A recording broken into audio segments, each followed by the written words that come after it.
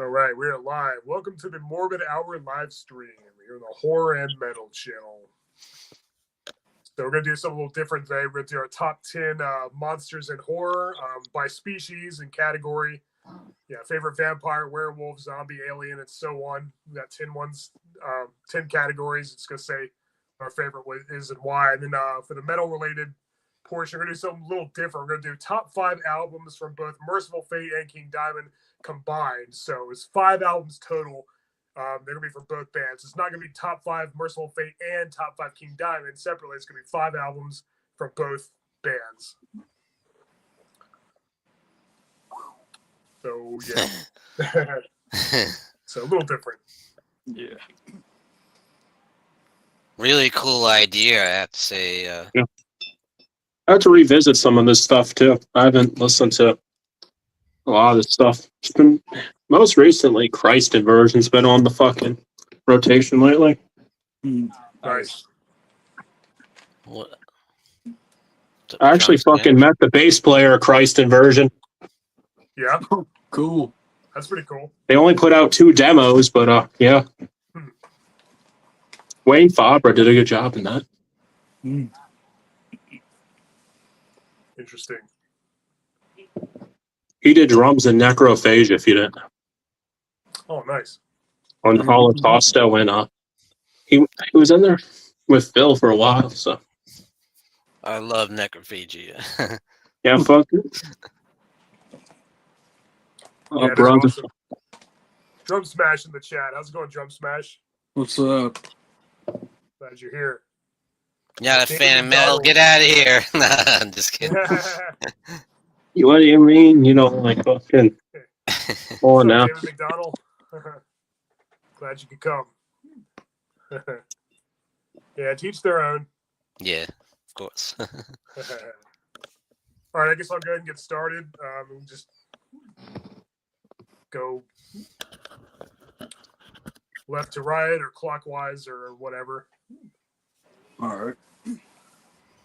All right, so yeah, number 1 is favorite vampire. I guess I'll just go with the obvious, Dracula. I mean, you know, it's got to be Dracula. He's the king of the vampires. He's the most well-known. If you don't think of vampires, you think of him.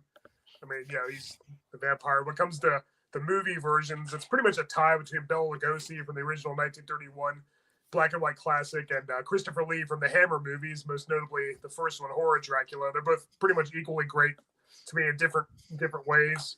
Lugosi, of course, is more iconic. Christopher Lee, of course, played the character a lot more. We saw a lot of different sides to his character. You know, he played him 7 times in the Hammer out of the 9 Hammer movies, and also Count Dracula from 1970, the Jesus Franco film, and Dracula and Son, the comedy. And Lugosi only technically played Dracula twice in a live-action feature-length movie. In this one, and then Abigail Stormy Frankenstein. But yeah, Dracula for sure. But if that's too obvious of a choice, like if that's way too obvious, I'll just go ahead and mention Jerry Dandridge from Fright Night as well, the 1985 original. Just yeah, Dracula's too obvious a choice. So if that, just for variety's sake, I'll say. Why is it too obvious? Yes, the right choice. Yes, exactly. So yeah, I'll go with Dracula, but if that's too obvious, just. Aside from Dracula, it'd be Dandridge. Excellent pick.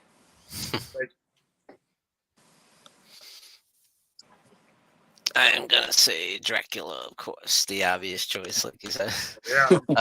And I am going with my favorite is Christopher Lee, even though, Bela is the guy that he certainly set the standard of what Dracula should be, and is probably the more iconic portrayal, but Christopher Lee is my favorite. That he's that feral side, that monstrous side that we didn't really see in the Bela Lugosi version.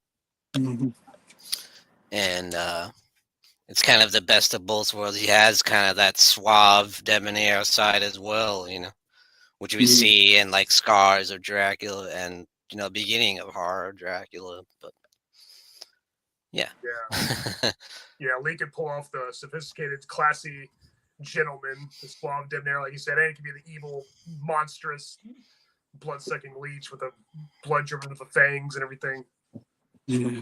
Yeah, I can't decide between them. I just like them both pretty much equally in different ways. But sometimes I want to give the edge to Leech because you got to play the character more. We got to see more, more different like dimensions to the character. That's But true. of course, Lugosi, started it all. Every time somebody does like an impersonation or like a parody, it's always like Lugosi that they're imitating. Yes. Even if they haven't seen the movie, like they always do the Hungarian accent and stuff. But they're both equally great, I think. Agreed. Depends on what I'm in the mood for. Yeah. Good pick. For me, I actually went a different direction. I'm going with Jerry Dandridge from Fright Night. Nice. What I like about him, why he's probably my favorite, is because he has that gentlemanly, suave aspect of a classic Dracula with the ferocity of the modern vampire. So, and of course, Chris Sarandon is just so damn good as the character. And yeah, I just love Jerry Dandridge. Love how he is towards everyone. Love how cocky he is towards Charlie at any chance he can get. And I mean, he was a reasonable vampire. He told Charlie, "Hey, leave me alone. I'll leave you alone. We're Yeah, good." give him a choice. But Yeah. like Done. most vampires ain't gonna do that. So They're like, okay, I'll forget about you. No worries. We're cool. He even agreed to do the test of the water, drinking the holy water. Yeah. yeah, Yeah. It's fully yeah. operational. Jerry Dandridge. Oh yeah, he's awesome. That's good. Fright Night is my favorite vampire movie, I say, but I'd probably go with old school Nosferatu, Wow. nice. which I mainly got into from a lot of stuff like House Core Records would talk about a lot stuff. So I mean, I did like the new interpretation of it. I thought that was pretty good, Yeah. especially finding a vampire film at the. Thanks to that goddamn Twilight bullshit, but yeah, fucking yeah. The 70s Nosferatu I like as well. Klaus Kinski, yeah, that's a good So I one. mean, you can't really go wrong with any of them. Oh But, yeah, Count Orlok. Max Schreck played such an awesome vampire. yeah, And of course, there's Yeah, Shadow of the absolutely. Vampire, where they actually thought that he, it looked like he was a vampire. I haven't seen the newest one yet with Bill Skarsgård, but it was not bad. I saw it around in the theater around this time last year. Yeah, it looks really good. I saw Yeah. it. I did see that new Frankenstein. I thought that was awesome. The Oh, Guillermo yeah? Del Toro one with Jacob Elordi and Oscar Isaac. I thought that was really good. I definitely I would still check out haven't the- seen that. It was really good. I recommend it. It was different, but it was. I mean, it followed the book closer than most versions, but it still strayed pretty far. Still did its own thing. It mixed it up a lot. It was very different from the book, but it was a pretty cool way that they did it. Yes, I agree. Jump Smash, Lugosi and Lee are both awesome. Two of my all-time heroes. Definitely.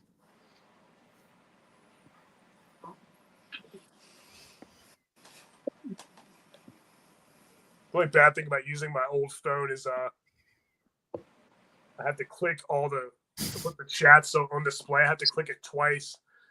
With a laptop, I just click it once with the mouse. Yeah. But it's okay. Keep the chat coming. I'm not saying don't do it. I'm just saying, it's a little more Yeah. a little more tedious and cumbersome than is my laptop. But like I said, I didn't feel like fighting with my laptop for 20 minutes. And also the quality of the webcam sucks. It looks like crap. Like Drum Smash says in the chat, I think that's the best thing about the new Nosferatu is it looks great. I mean, it does, man. Believe it or not, I will be referencing a film made by that same filmmaker later. Nice. So- Nice. Yeah, we will watch that.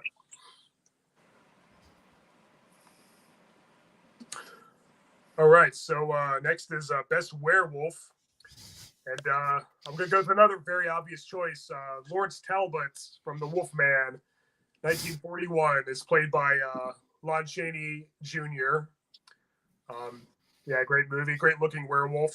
But if that's too obvious, like if it's just too obvious of choice and it's too generic, then let's just say Eddie Quist from The Howling, because he's awesome too. Nice. Now, what's interesting is, Lon Chaney Jr., of course, is reluctant. He doesn't want to be a werewolf. He's seeking a cure for his curse, his affliction of lycanthropy.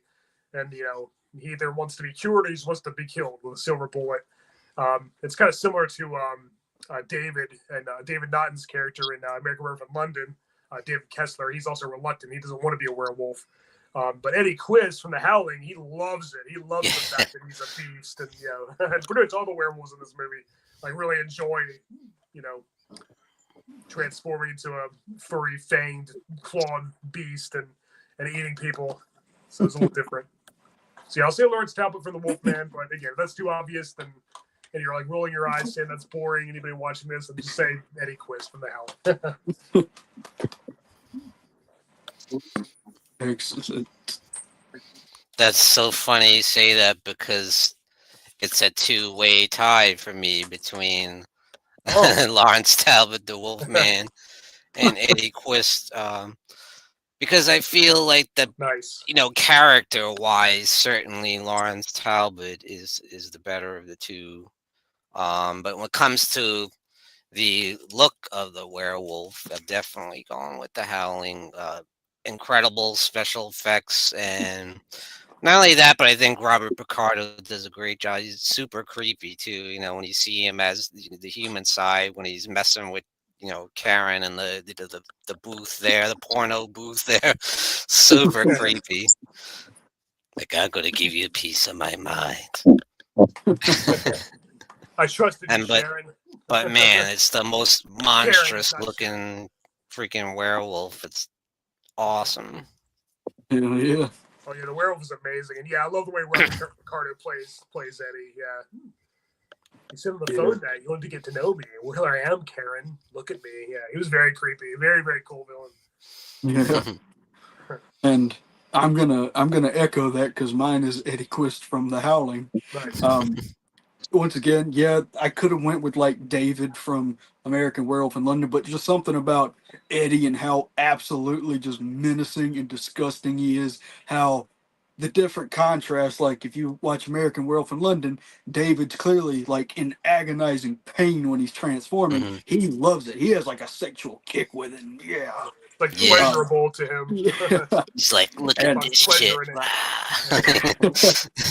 And this, even since I was a kid, this is my favorite look of a werewolf in film. They look insane and phenomenal, just demonic almost. So yeah, Eddie, he's the transformation effects and the werewolf are both just stellar. It looks way better than the CGI crap of today.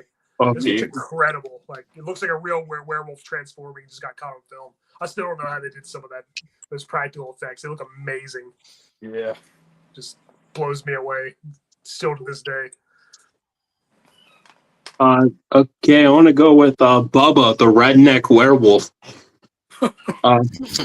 Now, if you've never seen this brilliant flick, it's about this redneck dude who makes a deal with Satan and becomes a werewolf. Interesting.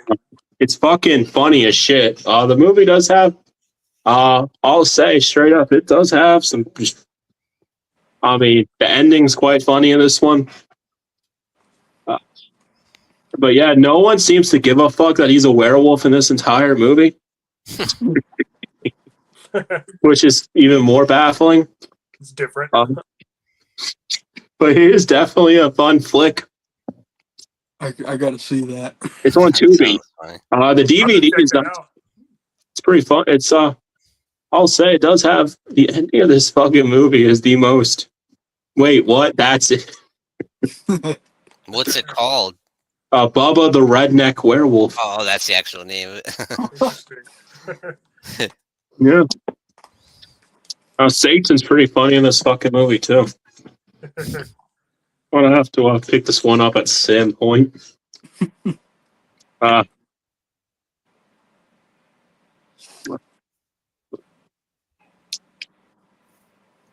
yeah, I'm gonna check that out. It's a lot of fun. Sounds different. Yeah, sounds interesting. Yeah. We definitely need more werewolf movies. Yeah, I looked at the poster and that definitely looks funny. Oh, wow. Yeah. It does have a Blu-ray, I believe. Kind of reminds me of Bubba Hotep, like with the mummy, like Bruce Yeah. Campbell.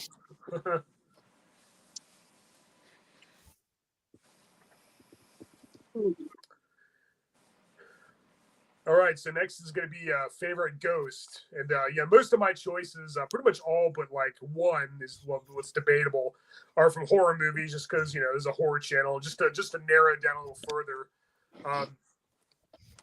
yeah, next is going to be favorite zombie, and we're going to go yet another obvious one, Jason Voorhees.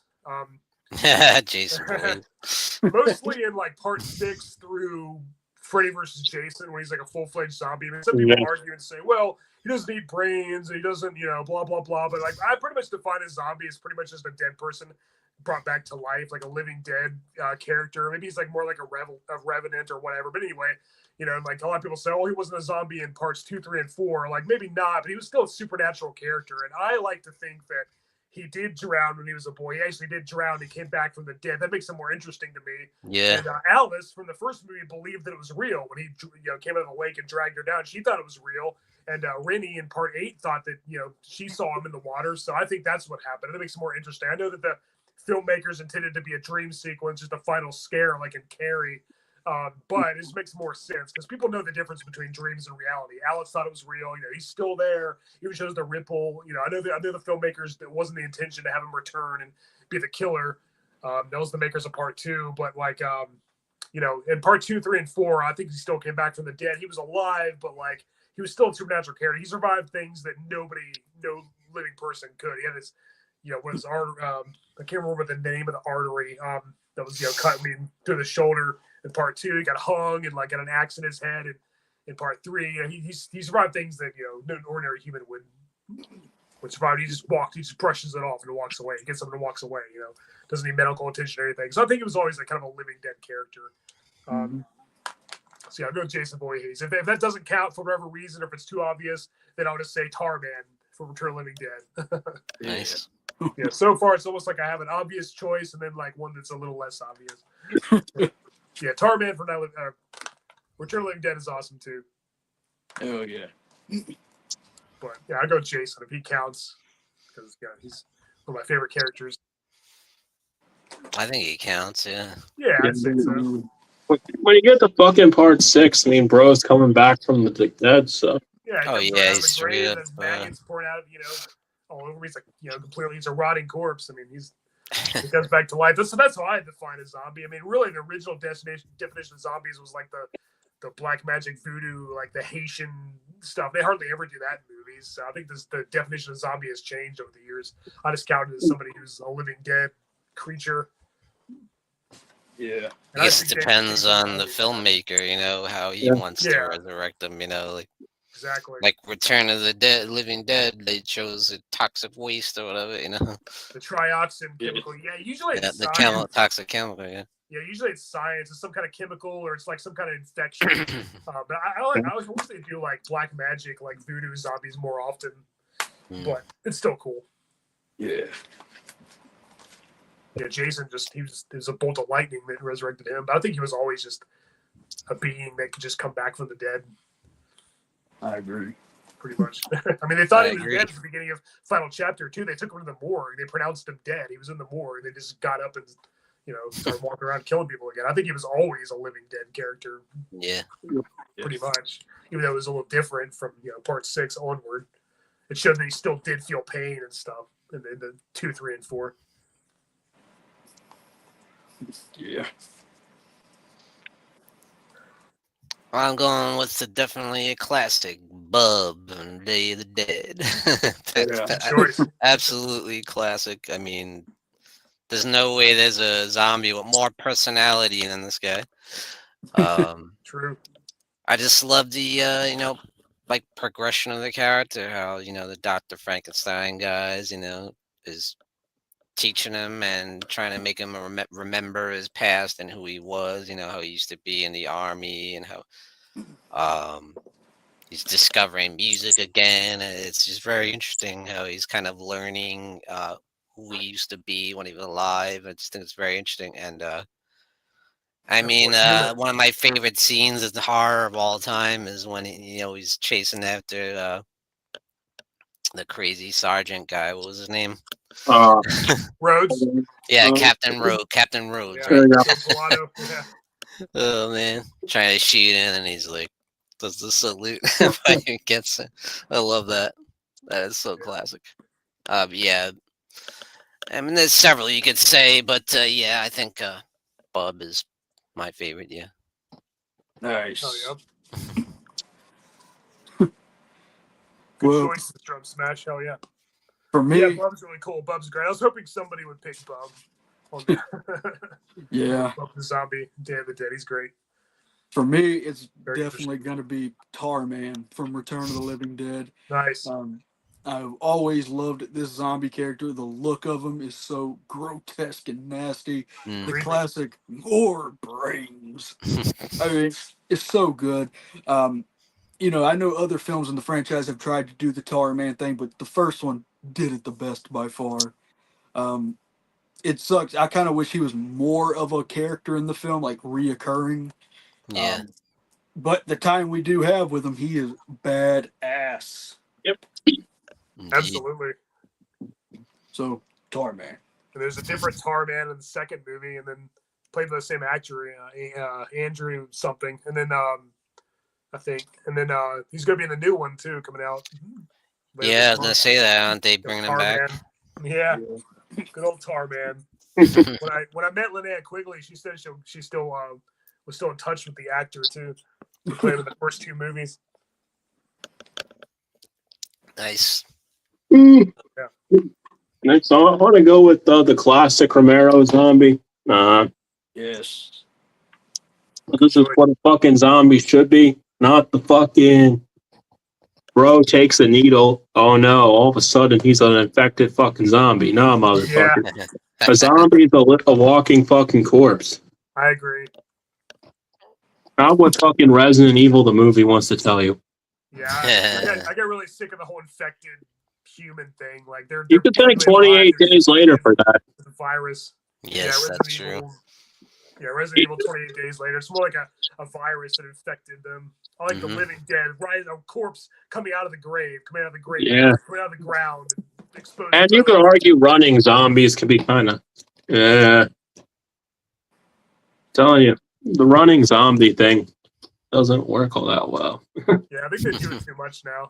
I mean, if a zombie apocalypse actually happened, I would rather them be the slow zombies because it'd be easier to get away from. The running zombies, that would really suck. But of course, you get the argument. If they can't run, they could still over fucking whelm you.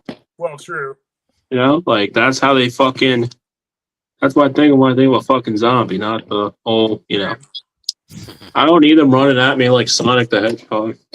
Yeah, it's a little different. I definitely prefer slow zombies too, even though I freaking love Return of the Living Dead, of course, and they ran in that one. Yeah, I do like some stuff where they've ran. Yeah. It just depends on the movie. Yeah, more so. Yeah. It's kind of creepier when they walk slow. It's like just like a plague. Yeah. It's just like a slow, something that's slowly coming. Just seems like more believable that that's they're coming out of the grave, they're coming out of the ground, they're not going to be running around shit. Exactly. They're riding corpses. Like, their muscles are deteriorated. They'd be walking slowly if they could walk at all.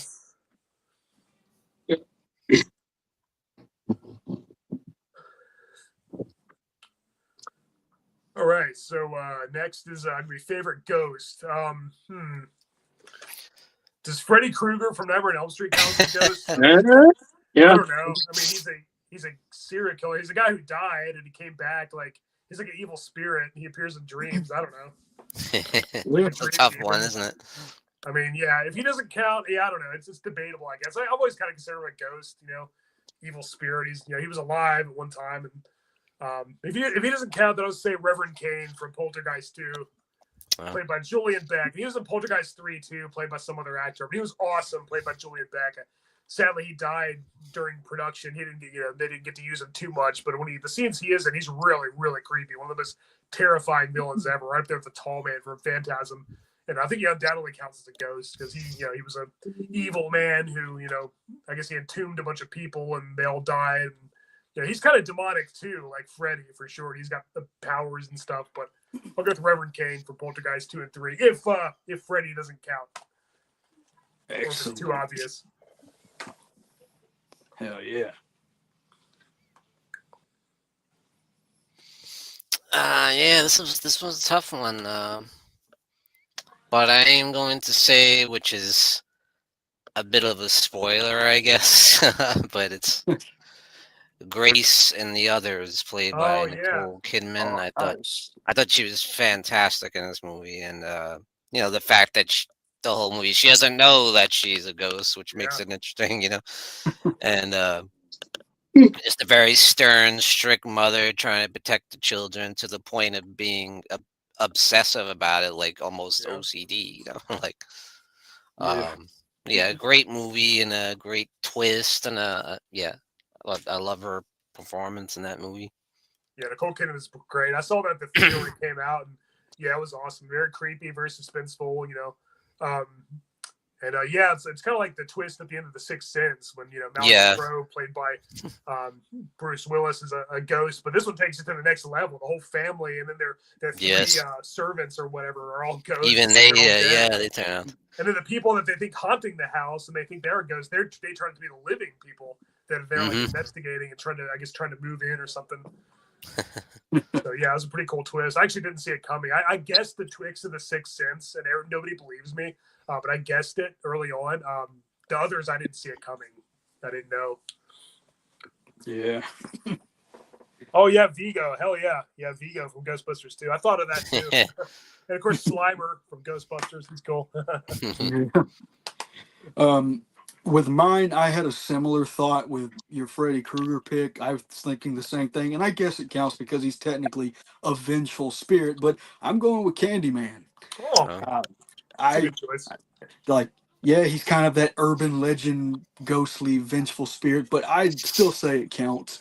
Tony Todd, truly iconic as the character. He's creepy as hell in this film. So, yeah, if it counts, this one. If it doesn't count, then I'll go with Reverend Kane as well, because he was Hell creepy yeah. as shit. He was creepy as shit. Yeah, Julian Beck did a great job. You're He all knew he gonna was die dying. in there. I'll sing to you because I'm smart. Yeah, he knew he was dying too, but like it made him all the much creepier than the fact that. Yeah, I agree with that Ghost Story Drum Smash. That's a great movie. I just got that on Blu-ray not too long ago. I need to watch it with my wife. She hasn't seen it yet. I wanted to go with what do you call it? The fucking two twins from Vomit Gore 2, but not really. More demons. But you wouldn't think that, but anyway, I want to go with fucking Mary Shaw from Dead Silence. Oh, nice. Ooh. How many of you fucking people remember this goddamn movie? I did. I thought it was pretty good actually. This fucking. Well, I bought this fucking thing. I remember when I was a kid, this fucking poster used to scare the shit out of me. But yeah, I liked how, the whole gimmick of, if you scream, your tongue yanked out. Yeah. Going on here. And of course, she does control all the fucking puppets and shit at the end. There is a cool cameo from the puppet from Saw in this too. You're welcome.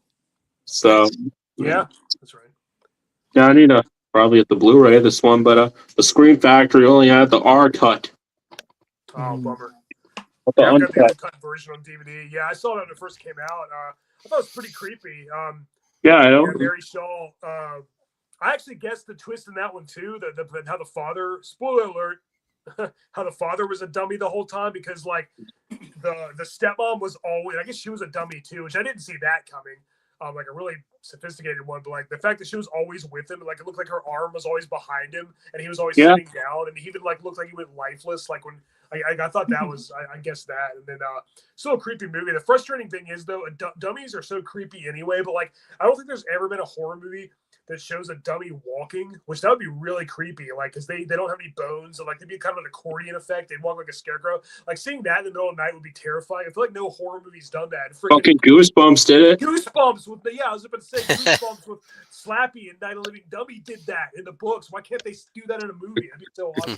Fucking Goosebumps. Creepy. Yeah, Goosebumps did it in the books. Why can't they do that in a movie? The Goosebumps movie wasn't scary or creepy. It was just More comedy. Yeah, exactly. They didn't even. I don't even think they read the books. They just looked at the covers. It had nothing to do with it. Just looked at the covers. Yeah, it was just. I guess their whole thing was they're supposed to not adapt one single book, but The TV show did that. It'd be cool if they made an anthology, like had 3 to 5 stories from the books and just or something like that. Yeah. Yeah, I know, right? That was that a would be creepy a description. no-brainer. Yeah, it was a creepy description. Night of the Living Dummy too. She sees him walking. She's like, "Oh, he doesn't have any bones. He's like a scarecrow at night." That'd be really scary. I think a horror movie has yet to do that. There's been plenty of dummy movies, but they hardly ever show him walking. Yeah. I think the closest you'll get to that will be fucking Magic, but yeah, with Anthony Hopkins. Yeah. Yeah, I think that's like the closest you'll get. Yeah. Good movie. Absolutely. Yeah, we do need more killer scarecrows. I agree, Drum Smash. I actually couldn't name you any killer scarecrow films. Yeah. I couldn't. Scarecrows from 1988 was pretty good. And Dark Knight of the Scarecrow. Yep. I'm sure if you look I up, mean, he's really a guy, but Yeah, well, he was a ghost. I mean, they killed him, and then they hardly showed the Scarecrow though, which like until the end. Yeah.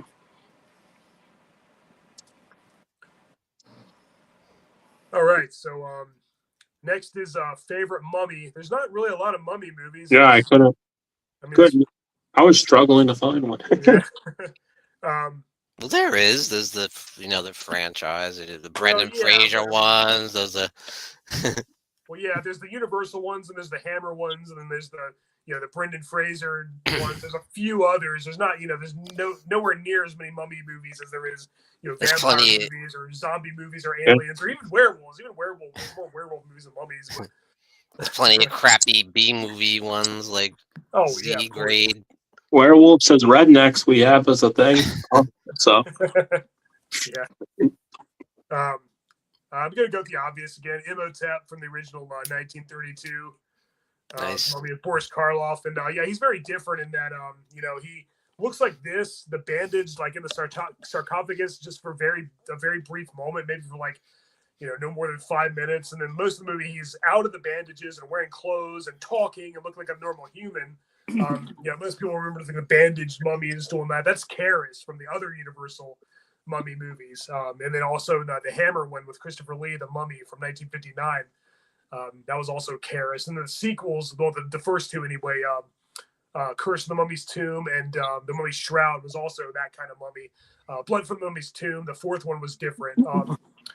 But anyway, yeah, I'll just go to Imhotep. He's the obvious choice, and he was a cool character too in the Stephen Sommers mummy movies with Brendan Fraser. He's played by Arnold Vosloo. That was really, really different too. Yeah. Not very many great mummy movies, but I'll just go with the obvious Imhotep, the original Universal classic. Nice. No Boris Karloff. I thought you were gonna say the Tom Cruise one. Oh yeah. is that the shitty fucking like edgy reboot they tried to do? Yeah, like 3 eyes, 3. Oh, like, that was I terrible. don't know. They kept trying to make a dark universe. They kept trying to do like a Universal Monster cinematic universe. That would have been awesome. I would love to see that. It's not a bad idea. Yeah. Like Dracula Untold came out and like that bombed. They said, no, that wasn't really part of it. That wasn't really the first one. The Mummy is, and that bombed really hard. Like, oh no, that wasn't it either. And then they made Invisible Man and the Wolf Man and stuff. They had nothing to do with like the Universal movies, and like they were good. They probably should have a different name, but like I think they just kind of gave up on that, which is a shame because it could have been awesome. There's so much you could do with that. Yeah, it's true. But whatever, they just kept screwing it up. Yes, I agree, David. Definitely classic black and white Universal. Good stuff. I am going with Christopher Lee as Karis in Nice. Hammer's version of the Mummy. I prefer the Hammer version of the Mummy. I feel there's a lot more action and there's a lot more intense, and I loved it. More violence. He's the mummy the whole time, like the monster, And well, not the whole time. In the beginning, you show him as the human side before he gets killed. But and which is great too. I love that whole ritual where they capture him and they. But yeah, I think I love what he does. I love that when he's battling, Peter Cushing and a lot of cool stuff with great action. And I think he does a great job. Although I do love Boris Karloff in the Universal Monster version, I feel like I wanted to see like the monster more, the creature, the mummy, Yeah. and you only see him very briefly, which kind of was disappointing for me. But Yeah, the 1959 Hammer Mummy movie with Christopher Lee kind of combined all the Universal ones together. Like even had yeah, it did take a lot from the. Yeah, it's kind of like a combination between the Mummy's hand, the Mummy's tomb, and the Mummy's ghost. Even a little bit of Mummy's curse. And they even have a little bit of the first Mummy from 1932 in there. Since When they use the scroll of life and everything. Yeah, scroll of life instead of the Tana leaves like in the Universal Karis movies. So it's kind of like they combined them all together, which was awesome. Yeah. It'd be kind of cool if they had like Imhotep and Karis. Like Imhotep is controlling Karis like as a servant or a pawn or something. Like if they try to do that Universal Monster Cinematic Universe thing again, I think that'd be a cool way to go about it. Yeah, that'd be interesting. Yeah. For me, this one was kind of a tough one because I'm not well versed into mummy things. But overall, I went with the Mummy from Bubba Hotep. That's a good one. Bruce Campbell, hell yeah. Bruce the Man Campbell as Elvis. But yeah, the whole mummy character in this movie is pretty cool. I mean, he's wearing a cowboy outfit, like cowboy boots and stuff. But it's still cool. And technically, I was like, well, it is technically a mummy. So, yeah, the Mummy from Bubba Hotep. Yeah, that's a really funny movie. Really cool. Don Coscarelli directed that. The guy who did the Phantasm movies. Yep. Yeah, I love Don Coscarelli's style. And, of course, Bruce Campbell's awesome. Yeah, I want to go with the original Universal, The Mummy. This is like one of the few Mummy films I've seen. So, nice. Granted, there's not a whole lot to pick from. So, yeah. It's not a whole lot of great Mummy movies. But I first watched this film in a generic, I guess, horror compilation DVD pack back in the day. And it was like basically a bunch of just like public domain shit. Yeah. Dumped onto a shitload of disc. There's a lot of those. Yeah. And that was one. That's one that stood out on those. You have some good stuff on those sometimes, but yeah, you're not. Yeah. Oh yeah. There was like terrible transfers though. Yeah, from some guy's basement. They're always really bad. Yeah. Really bad quality in the public domain. Let's say it's recorded off the TV. Let's say it's recorded with a potato. I have an old CRT, and I do watch VHS on there. So. Yeah, I did the same thing. Yeah, there's also Dawn of the Mummy and The Mummy's Revenge with Paul Naschy, who's best known as Waldemar Daninsky, El Hombre Lobo, the Spanish Wolfman. He's in The Mummy's Revenge as a Spanish horror movie. Then there's that one with Charlton Heston. Right. The Awakening. I think it's called The Awakening. Yeah, there's not a whole lot of Mummy movies, but those are all the ones that I know. Yeah, I don't. Abbott and Costello meet the Mummy. Usually, I know all these underground fucking films, but for once, I don't. Yeah, the Abbott Costello one was called Clarice, and it was played by Eddie Parker, and he was like he was basically Karis. But... All right, so next one is the best witch. I feel like there's not really a whole lot of horror movies about witches. There's The Witch, and there's movies about like covens and stuff, and like people who are into witchcraft and like Satanists and stuff. But I'm just talking like an evil, like wicked witch. I'm gonna go with Haggis from Pumpkinhead. Oh. Yes. And as a bonus, I'll say that one of my favorite monstrous demons is Pumpkinhead. My favorite demon period is probably Pinhead from Hellraiser, if he counts, the Cenobite. But like as far as like a demonic monster, I'll probably go with Pumpkinhead. But yeah, Haggis, right there. She's pretty creepy. She's not really good or bad. She can do things. Yeah, she's the one who summons Ed Harley, played Lance Henriksen, digs the demon, the vengeance demon Pumpkinhead up, and she's the one who brings it to life and stuff. But yeah, when it comes to witches and horror movies, I think Haggis is pretty cool. Really good makeup too. I like old, scary, ugly witches. I like them better. There's so many young, pretty witches now who are like good, young, pretty, like good witches that use their magic for good. I mean, that's all well and good, but I think evil, old, like hags, who could like really like put a curse. I think that's like even better. It's more interesting. So yeah, both Haggis from Pumpkinhead and favorite. Just as a bonus, Pumpkinhead's probably my favorite demon too. Hell yeah! While I'm at it, Oh yeah, Angelica Houston and the Witches. Yeah, that was actually pretty creepy the way she transformed. That was a pretty dark movie. It was a kids movie, but it was dark as hell. It's pretty dark for a kids movie, yeah. Yeah, absolutely. Yeah, Wicked Witch of the West from Wizard of Oz, of course. Probably the most iconic. Yeah, Margaret Hamilton. certainly. I'm gonna go with the classic Minnie and Roman Castevet from Rosemary's Baby. Oh, nice. Thought of that too. Yeah. You think they're this nice old couple? He's maybe a little bit nosy, but then they got some messed up shit going on behind the scenes. Oh yeah. Obviously. I like Roman especially. He's so intelligent, and you know something's going on. He's like, you name the place, I've been there. I've been everywhere. Something very sinister is going on. Yeah. Yeah, they're very cool. And if you're talking young and pretty, I'll go with the Virgin Witch. Christine. She gets lured into this coven by a lesbian chick, and she ends up actually having powers, and she ends up becoming a full-blown witch by the end and taking over. Yeah. Very sleazy sexploitation classic.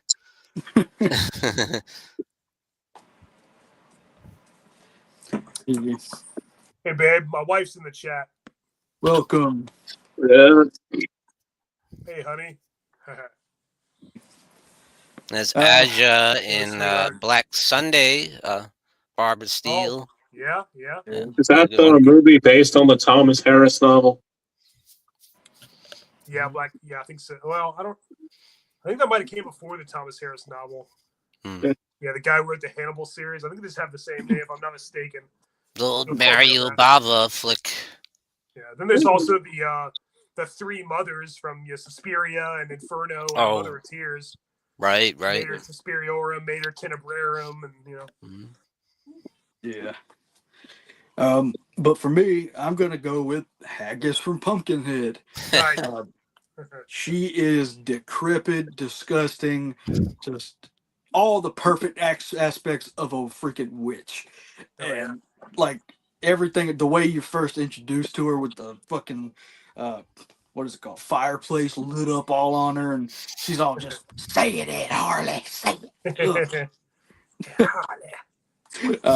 But yeah, as far as a witch character goes, that was probably the first. I mean, other than Wizard of Oz, this was probably the first witch I was ever exposed to in a movie as a kid, and she freaked me the hell out. So, yeah, Haggis.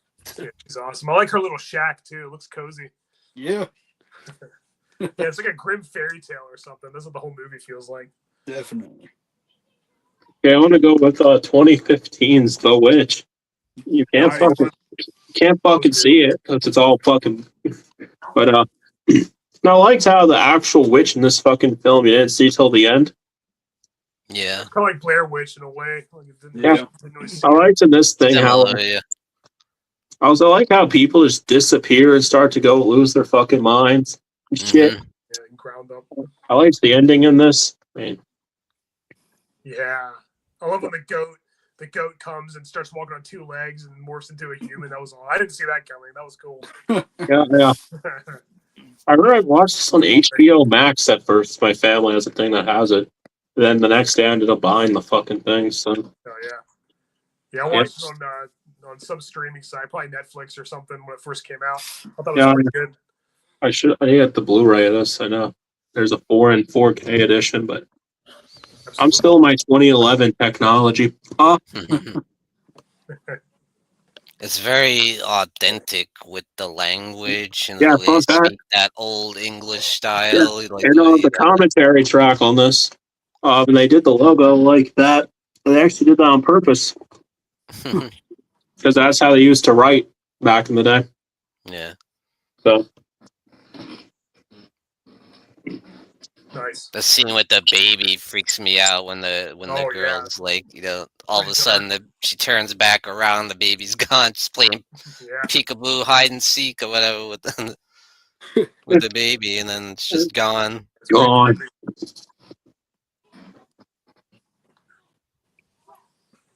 Yeah, great atmosphere, great mood.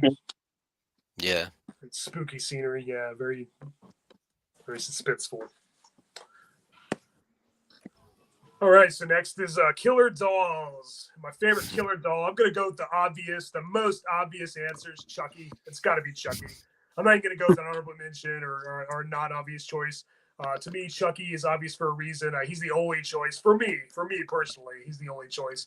He's just freaking awesome. He's animated by, he's possessed by the serial killer Charles Lee Ray, played by the great Brad Dourif. I like all the Chucky movies. I don't care. I know. Child's Play 3 and Seed of Chucky are the weaker ones, but I still like them. I still have a very good time watching them. And honestly, the Child's Play franchise is definitely one of my desert island horror franchises. I just think they're so much fun. If I had a way to watch movies on a desert island, that is. They're so much fun. Yeah. Chucky's scary. He's funny. Seems like he'd be cool to hang out with. It's just so funny. These movies are like comfort food to me. Like, almost feel like Chucky and Tiffany are like part of my family. They're just I love it. It seems like every kid loves Chucky for some reason. My nieces are obsessed with Chucky. My daughter couldn't wait to watch the Chucky films. When I finally watched them with her when she was older, and she freaking loved them. I always loved them. Hell yeah. Very, very, very enjoyable. The Chucky TV series is pretty good too. Though it did get a little too complicated, kind of weird. They made some weird choices, but Chucky's just such an awesome character, and voiced by the one and only Brad Dourif. He's just freaking awesome. And I wasn't really a fan of the remake. They should have called that something else. Yeah, that was fucking. I don't count the remake. It does not exist. Yeah, but Chucky's freaking awesome. Charles Lee Ray, Brad Dourif. Hell yeah. Good old Chuckster. He's some of the best lines too. I think he's even funnier than Freddy. Hell yeah.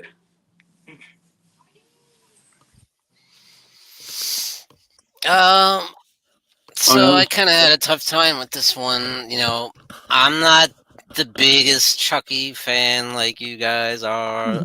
I do like the movies. I think they're fun slashers, but I don't really take them that seriously personally. But I mean, the later films, they kind of give into the comedy aspect, but yeah. They're funny. They're certainly funny, but Seed of Chucky's a great comedy. I think it's like all kinds of references and Easter eggs. It's made for horror fans. Like all the jokes are like for horror fans. And it never advertised itself as a straight up scary horror movie. It was always supposed to be a comedy. I think it's a damn good one. It's freaking hilarious. Yeah. And then Curse and Chucky went back to the scary, serious horror roots. I think. And then they fucked it up with the next one. But anyway. Yeah, a little bit. Oh yeah, Pin. Yeah, Pin. That's a messed up movie. Yeah. I'm sorry. Go ahead, Sean. Go ahead. Well, I don't know if it counts, but I'll say Blade and Puppet Master. That counts. Yeah. And it's like, are they, dolls? I don't know. In a way, they are. Yeah, they're puppets. They still count. It's close enough. I think it counts. So Puppet Master. Yeah. I prefer this franchise than Chucky, in my opinion. I think they're scary and they're creepy, and I love the animation, and they're just so much fun. I remember seeing those at the grocery store as a kid, believe it or not. Yeah. Yeah, back they when. had them like at convenience store and stuff. Yeah, Puppet Master is probably my favorite full moon property, and Blade is definitely my favorite puppet from Puppet Master. And it's cool because they actually turn good like later in the series. Yeah. But then there's ones that are evil again. But yeah, Blade is he's cool. He's probably my second favorite killer doll character. Yeah. Chucky. Yeah, Blade's awesome. He's always been my favorite puppet. I think he's the only one who's in all of them, if I'm not mistaken. Yeah. And if you don't count that, you guys will probably kill me, but Megan. Because to me, Nothing wrong with that. it's I feel like it's more true to life because AI is something very, very relevant now. And have you seen some of the AI The video. life-size dolls that they're creating? It's freaking scary, dude. And Yeah, that's why I think Megan kind of it's like holds up. it's a reality basically. Yeah, That's that's what make it fucking. really happen, and probably will. Yeah. For me, it's gonna be Chucky. Much like you, Hellhound, this is one of my favorite franchises. I don't hate any film in the franchise. As far as the original series goes, if we're talking remake, then Nice. But yeah, this franchise, and honestly, I'm one of those people whose Bride of Chucky is probably their favorite. Oh damn. I freaking love Bride of Chucky. It's such a fun, enjoyable movie. Yeah. Yes. The blast. Just, I love it. And it's got a great soundtrack too. You got Yeah, Slayer, you got Judas Priest, and all that. Rob Zombie, White Zombie, Bruce Dickinson. Yeah. That's awesome. It's awesome. So I think the Slayer track was original too. To that. Yeah. I don't know if that's on any other thing. But yeah, Chucky is my buddy, and I like it. Same. I used to have a Chucky doll and a Tiffany doll, but they kind of got a little torn up, and I gave them to my roommate years ago. Okay, I'm gonna go with I guess the obvious choice. Yeah. But yeah. Hell yeah. I do have I know I have Seed of Chucky in the bin somewhere, but I feel like getting it out 'cause it's not worth pulling out. Yeah, I think the first film here is fantastic. I think the second one's good. Third one, I actually know the third one ain't that bad. I don't get what fucking people bitch about that one. Yeah. This one, Bride of Chucky, this was one of the last physical films I actually bought from Best Buy. Oh, Nice. I know. But this one I always liked too. I never got the, Seed of Chucky. I thought it was a little bit out there. It's not the worst thing you could watch. A little bit out. It's But, long. It has problems, but it's freaking hilarious. It's a great horror comedy. You know what's weird? After a few drinks, I could get some entertainment out of it. After a few drinks. I had a blast with seeing Chucky, and I saw it at the theater. That was one of the most fun theater experiences of my life. The audience just like howled in laughter. It's so much. This one I thought was glorious too. I would say this was probably I remember seeing this in a video. One of the few video stores around this time. Great. There was a restaurant I used to like going to. It ended up closing a few years ago now, but that video store is now like a Taekwondo place now. I remember seeing this one there. So There's actually a video store like 25 minutes away in another town. Me and my wife were passing through, and I actually been there before, but I thought they closed down. And I went there, and like now they're just selling all their movies. Nobody rents them, so they're actually for sale. They didn't have anything good, but it was still pretty cool just to see a video. yeah, it is. Well, the closest thing I have to a video store will be like a Second and Charles. Oh yeah. At my house, which sometimes they get in good stuff. Just usually wait a couple weeks when you go again. But yeah. There's one last Suncoast movie store. There was one about 45 minutes from where I live not too long ago. It was only like maybe, I don't know, 5 years ago that it was still there. And me and my old roommate and his wife and some other friends, my girlfriend at the time, all went, and it was awesome. It looked just like it did. And then of course they closed down too, like shortly after that. But it was pretty cool going to one. There is of course one Blockbuster left in fucking Oregon of all places. Yeah. Yeah. I went to the last Blockbuster in Louisiana. It was in Lafayette. Oh wow. There's a place called Scarecrow Video in, I guess it's in Washington State, I think, that looks amazing. I've seen pictures of it. There's a place in I think it's Tampa or it's called Grindhouse Video. Nice. I've heard of that. Great fucking place. I like their online shop too. Awesome. That's where I've got a lot of my unearthed stuff from, believe it or not. But no, those guys don't fuck around, man. They got good shit. love it. Love stuff like that. All right, so favorite alien. Yeah, this is a little tough. It got down to 3 contenders. It was between the Xenomorph from the Alien franchise, the Predator from Predator, and of course the Thing from John Carpenter's The Thing. I think I'm gonna go with the Xenomorph from Alien. I think that's probably the scariest, the most frightening. Like the Thing would definitely be probably the worst to deal with because it just infects everything. But like if they didn't have flamethrowers, they'd have been screwed. However, I think the Xenomorph's a little more interesting. I think it's the most interesting design out of pretty much any alien in a sci-fi horror movie. It looks amazing. That H.R. Geiger, design, it looks so awesome. Like what a cool looking creature. It's so cool. And great movie. It's really scary, real suspenseful. When it comes to sci-fi horror, Alien's definitely one of the best. And I think the Xenomorph from the Alien franchise is definitely my favorite alien from a horror movie. Oh yeah, I love sci-fi horror, and Alien's definitely where it's at. The original Ridley Scott one, though, James Cameron's Aliens, the 1986 sequel, is just as good. You see a lot more Xenomorphs than that one. Excellent choice. oh yeah. And that's my choice as well. The Xenomorph and Alien. Nice. And the Aliens, of course, like you said. Sequel is fantastic too. Yeah. Absolutely. Yeah, I mean, just the freakiest creature design is just brilliant. The design by H.R. Geiger, who's a brilliant artist, and phenomenal movie. Scary as hell, and it's this terrifying monster. It's like what I would picture in my nightmares of an alien being that you just couldn't handle seeing something like that. and the fact that it's made of its blood is acid. It's It'd be really hard to kill with freaking blood as acid. It's got that deadly tongue that comes out of you. It's brutal. Like, what a cool hard thing to kill that thing, man.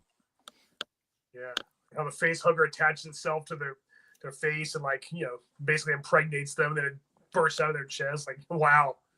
Right. So the egg, it's so awesome. And the way it starts out as the face hugger thing and the cocoon and it's crazy, man. So cool. Yeah, I first watched I saw a picture of a Xenomorph in a magazine. I was like, holy crap, that is a terrifying looking creature. And I watched the first one shortly after, and the chest, when he burst out of the chest, I did not see that coming. I was like, holy crap. Very cool. Very awesome. Oh yeah. Sigourney Weaver is Ellen Ripley's one of my favorite heroines too. My favorite protagonists in a horror franchise. Oh yeah, no doubt. Sci-fi franchise. Yeah, she's awesome. Yeah. Well, I'm actually going to go a different direction, and I'm going to say my favorite alien is the tall man from Phantasm. Because he's a shape-shifting extraterrestrial. You get to see his planet a lot with the red and the fucking little minions going around. Yeah. And there's definitely see more of his alien type shit in later films, like with the tentacle thing that comes out of his head. He does it too. But yeah, I'm a big fan of Phantasm. It's just like, he's not one many people would put on an alien list, so fuck it, I'll do it. So Phantasm. Yeah, why not? But I will say, if anything else, I probably would have also said Pennywise, because I love it, and Pennywise is also extraterrestrial. Yeah, in the fucking book. He was extraterrestrial too. I just thought of him more as a demon, but in the book he's clearly the book got me going. Alien, technically. Yeah, I'll go with the good old Xeno. Now this box. I've seen that one. Yeah. Is interesting because that's a really nice set. I can't fit it all on camera. But there's 9 of these fucking things in here. But yeah, this set I fucking love. But yeah, not Blu-ray, but fucking, you don't get this badass packaging if I get the fucking thing back in there. Oh yeah. I've got a few alien trading cards with the Xenomorph and Ellen Ripley. Yeah, and stuff. this one, I managed to get this for like $5 too. That's a steal. I also love some of the video games. Aliens vs. Predator, 2010. Fucking love playing this shit. There's a lot of great Alien comics. Um, Alien versus Predator. the AVP films are kind of hit and miss, though. Yeah. The first one is fucking weak. The second one does up the carnage count. I'll give it that. Yeah, it's cool seeing them like actually in a populated area, like in the city and stuff. Yeah. Well, it could have been done better. It's such a cool concept, the Predator against an alien. Yeah. Against a xenomorph. They're both aliens. The fucking video games did it better, honestly. Absolutely. That's true, yeah. Definitely. Of course, the film doesn't take. I mean, this fucking game actually took notes from they kind of used some of the imagery from the first film in a more, like an actual, more gorier way. They actually could. So. Yeah. The comic series was good too. The Comics are Dark great. Horse comics. Yeah, this one's worth giving a play for, though. You play as the Marines, the aliens, and the Predator, too. Mm-hmm. Absolutely.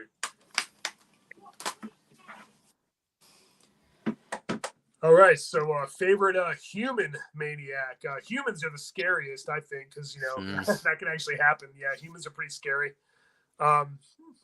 Yeah, you sure I know who I'm going to go with. Michael Myers from Halloween. Most notably from the original, where he's definitely the most mysterious and like most unrelatable, and he's just evil incarnate. He lacks a conscience. He's totally unrelatable. He's he's a sadistic sociopath, and he just lacks any kind of humanity. He's just blank. There's nothing behind the mask except for the urge to kill. That's like the only reason he exists. Now, some people argue he's not human. He's just like evil incarnate, like evil on two legs, and you can't kill him. He survives things that no other human could. He's been shot. He's been stabbed. He's been burned. He's been buried. He's been poisoned. He's been beat to death. He's been beheaded, which was retconned, of course, Yeah. So, I mean, he's not quite as human as, say, Leatherface, but he's still technically a human. He's evil incarnate. But if that's too obvious, or if for whatever reason he doesn't count as a human, I think he does whatever. I'll say Norman Bates from Psycho, because he's undoubtedly very, human. Very realistic type of serial killer. It's loosely based on Ed Gein, who actually did exist, and there are people like this who exist. So yeah, so he was kind of the first one I thought of. I feel like I had to pick Myers just because he's my favorite horror villain, and Halloween's my favorite horror movie. But when I think of human maniacs, I kind of think of Norman Bates first because he's probably the most human. Yeah. Most realistic, or one of the most realistic.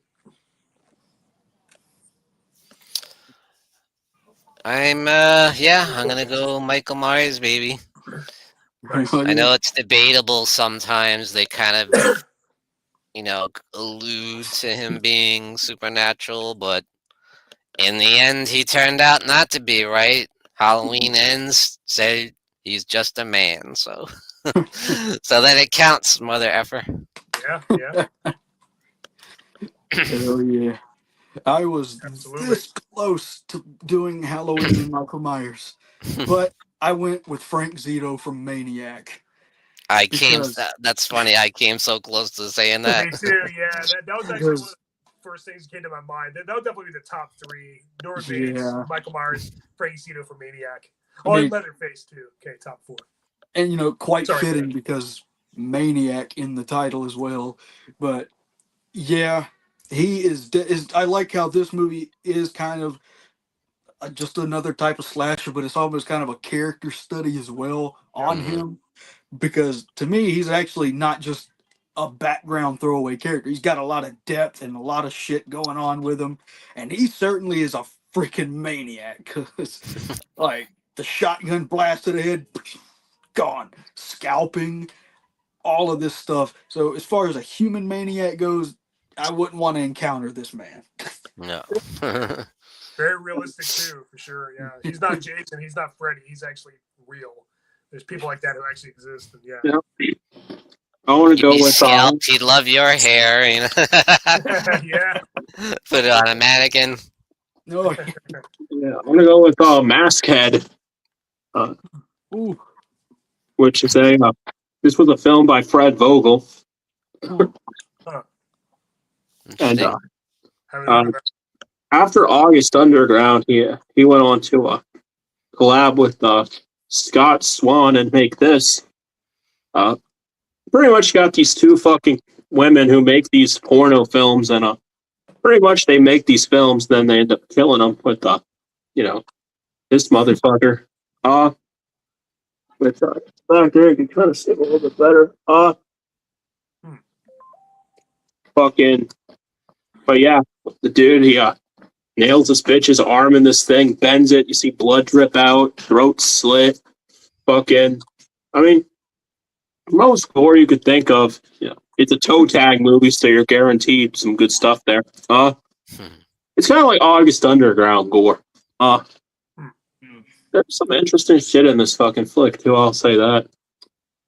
This one's available from Unearthed Films right now, but if you buy from Toe Tag, you get a signed copy for a few more dollars. Check that out. Oh yeah, it's worth checking out. I'll say it. I don't know. I haven't seen very many Maskhead cosplays, surprisingly, but I mean, the fucking dude's just covered in bandages and has like a cage on him. Like, well, I mean, fucking dude's pretty depraved shit. So, I'll look into that. they don't really go into. They just tell him he's a fucking murderer. No real backstory to him, man. Outside, these two women have this fucking guy in their basement who they have to kill people. Interesting. That's creative. Yeah. Good old, it's a toe tag flick, so yeah, let's talk it. Learned about all kinds of more obscure stuff that even I didn't know about. Yeah. Pretty cool. Oh yeah, Unearthed Films got a lot of it. Yeah. Nice. Nasty bit of business. Yeah. All right, so the last category is robot, killer robot, just a machine, the machine, android, a character is not really alive, but it's a mechanical, cybernetic being. I'm going to go with the obvious. It's got to be the Terminator. The T-800, most notably played by good old Arnold in the original 1984 James Cameron classic. And of course, he was a good android in the rest of the series. They frequently refer to him as a cyborg, but technically a cyborg is actually a human. It's a living being who has cybernetic parts, has mechanical enhancements. And you could argue, well, he's got living flesh and tissue and blood on the outside. Yeah, true. But that's just a disguise, and he can exist without it. It can get burned off or whatever, and he still keeps coming. He doesn't depend on the organic tissue to live. A cyborg does. A cyborg's alive, like RoboCop. They actually might have a brain and a heart, or both. And they just have mechanical robotic parts. So yeah, cyborg is actually technically inaccurate. He's actually an android. But anyway, who cares? He's a machine, and T-800 played by Arnold in the Terminator franchise. Yeah, like I said, in the sequels, he's a good robot. He's the protector instead of the one programmed to kill. But it's definitely the best in this one. Yeah, the T-800.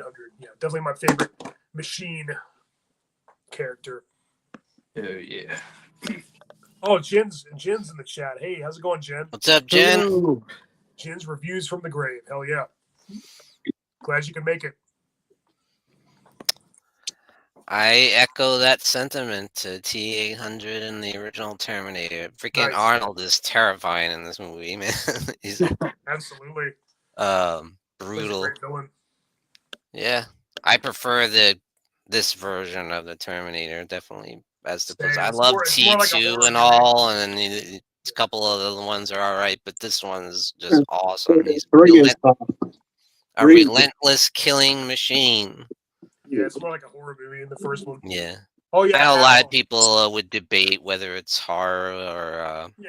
I've even heard people call it a slasher movie and stuff. Yeah, it's kind of like a glorified slasher. It's more like a horror movie than the others. Yeah. It's To me debatable. personally, it's a mix of sci-fi, Yeah. horror, and action. Because there's Action. plenty of action movie type stuff in there too, with the Absolutely. car chases and the gun fights and all that shit. It's classic action movie stuff, but there's plenty of horror in there, especially with the score that really spooky score. Yeah, And yeah, just Arnold's just a badass killing machine. He's scary, absolutely. you know. Yeah. It's my favorite action movie. Probably my favorite sci-fi movie too.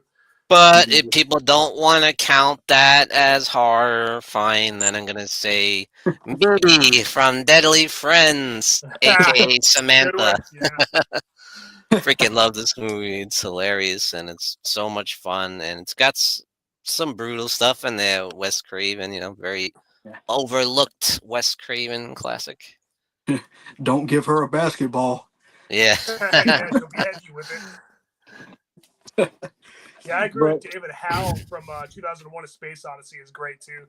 That's Very a good creepy. one. But I'd say that's. Would you say that's horror, or I'd say that's pretty Sci-fi. more of a stuff. Yeah, like I said, one of my choices is a Strange. I'll still, but you know, it's still. I feel like the Terminator can still count as like a horror character. He's a villain. He's killing people. So yeah. even if it's not a horror movie, it still fits. You know, the criteria. Yeah. Thank you, Jen. Same. Right back at you. Hell yeah. And hell with it. I'm gonna agree with you guys. It's the Terminator for me too. And I am in the minority who this is my favorite Terminator. Like I love T2, but Same. this is my favorite one. And to me, yes, this is strongly in a horror category. I mean, if you think of the scene where he kills Sarah Connor's friend and roommate, the way the guy goes out the door, the music. If he had a knife, it'd be a horror. slasher movie. I mean, Yeah. but he has Right a out of a gun. horror movie. But yeah, he's definitely intimidating and terrifying in this movie. There's no smiling, there's no jokes. It's just stoic, just the whole way through. Sarah Connor, damn, like so. Yeah, Back. so it's just very the whole. serious. There's not like a So lot yeah, of humor. like Sean said, it's a very sci-fi, action, horror, all combined together, and it's just a fucking masterpiece. So my favorite robot, T-800. Nice. Yeah, I'm I've gonna seen go with- I've seen the original The Terminator more than any other movie. I've seen it like well over 100 times easily. I've watched it so much. I watched it all the time. It was my favorite movie. Probably still is my favorite movie. Halloween's my favorite horror movie, but Terminator, the original 1984 classic, might possibly be my favorite movie of all time. Yeah, and It's possible. I can never get that song out of my head. The nightclub scene that you got me burning. Tech noir. Yeah, Tech Noir. Yeah, Triangles. I think was the name of that band. Triangles with a Z at the end. I think that's what they're called. Something like that. Yeah, I love the nightclub scene. It's so awesome. So it's such a great movie. It's perfect. I'll go Phenomenal. I'll go with the T-1000, That's a great choice too. which Robert believe it or Patrick, not, I thought of that too. obviously they fucking would reuse this whole concept of trying to one up, but Yeah. this actually fucking worked. Of course, the CGI in this was actually a good use of it before. You know. Yes. Every yeah. year after. Yeah. I had the pleasure of watching this on the big screen not too long ago. Nice. Nice. I'll say. That's Yeah. the only T2 is the only Terminator movie I haven't seen at the theater. I saw it on the theater. I'll Like to see say, it. They have that 3D re-release. I wanted to see it. I just didn't get a chance. But I've seen all the others at the theater. I'll say. I mean, Terminator 3, I'm kind of mad on. Yeah, it's okay. I like certain parts of Salvation. I'll say. Terminator, what was I know they were supposed to make a trilogy and never went through. Genesis and Dark Fate. Salvation, Genesis, and Dark Fate were all supposed to be the start of a trilogy. Yeah. They Didn't the company go bankrupt who was supposed to make the sequel to Salvation? Some shit. I think so. Yeah. That never went through. Terminator Genesis, I didn't even bother. I thought the first half was pretty good. After that, it got kind of stupid. I saw Dark Fate in the theater and I wanted to fucking I wanted to forget I ever saw it. It wasn't that great. First one's by far the best, in my opinion. T2 is really, First really, two really are- good. It's like the first two, and then who cares? Basically. Yeah. And the tip off in quality is notable. Whereas used to be a Oh, bigger, yeah. better Terminator, and like the T1000 was like, the best for when it came to that. Like all the ones after that were kind of, I don't know. Yeah. There's not so much you can do with that premise, I think. But the first one, yeah, the first two are awesome. All right, before we get into Merciful Fate, King Diamond, I'm gonna be right back. Now I'm gonna grab another beer. After these messages. Yeah, I'll be right back. And then there was 2. Hello, everyone. Play the commercials and then you hit skip like YouTube. Well, we're on YouTube, but it's so annoying when they play the commercials. Yeah. I hate commercials. Now, Sean, I was going to ask you, but I didn't want to interrupt you. Is that the 4K of Terminator? Yeah. Because that looks 4K. badass. That's cool. I need to get that. Yeah. All right, be right back. I didn't even know It's they had really it. good. The transfer is really good, unlike the infamous T2 one, which I have the old Lionsgate release, I think. but the 4K was a lot of controversy about the way they did it. Like made it to like almost like CGI, like Yeah.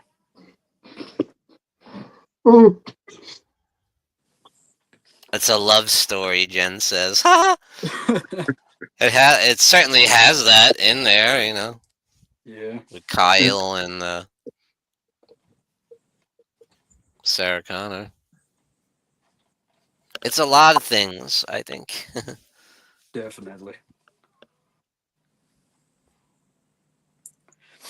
Yeah, to me, Arnold's portrayal in the first one, kind of has that Michael Myers vibe, just that slow, silent killer. Fucking the Punisher and the Punisher Warzone was pretty much that. I still fucking that is like my favorite action film. Punisher Warzone, was that the one with Ray Stevenson? Yeah. Was I think it was the best Punisher adaptation. I'm one of those rare individuals that hasn't watched any newer Punisher thing with John Bernthal. I don't know any about it. The show was okay.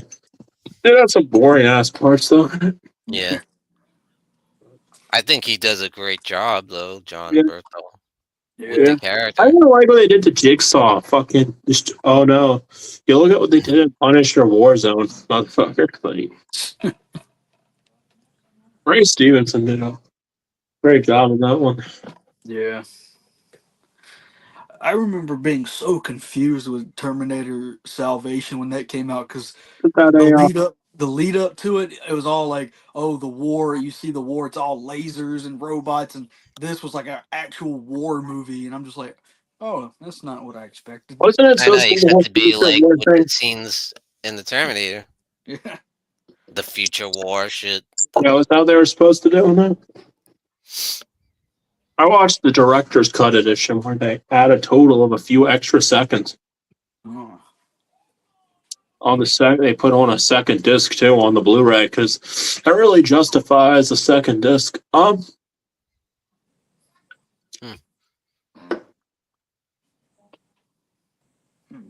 got that at Best Buy at one point too. Yeah. Okay. I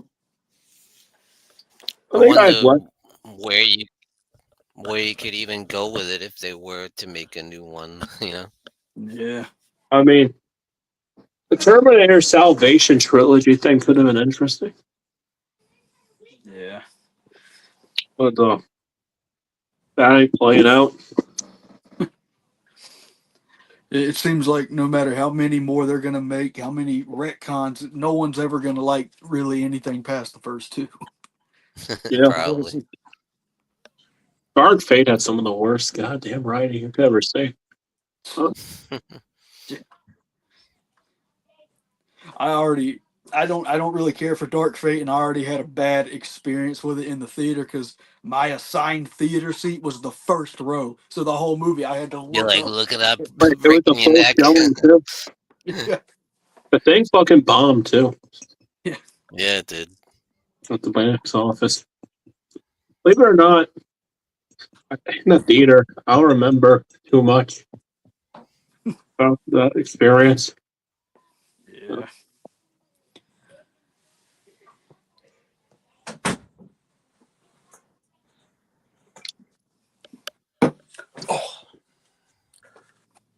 All right, I'm back. Welcome. What did I miss? Welcome back. A lot of Terminator talk. Oh, darn.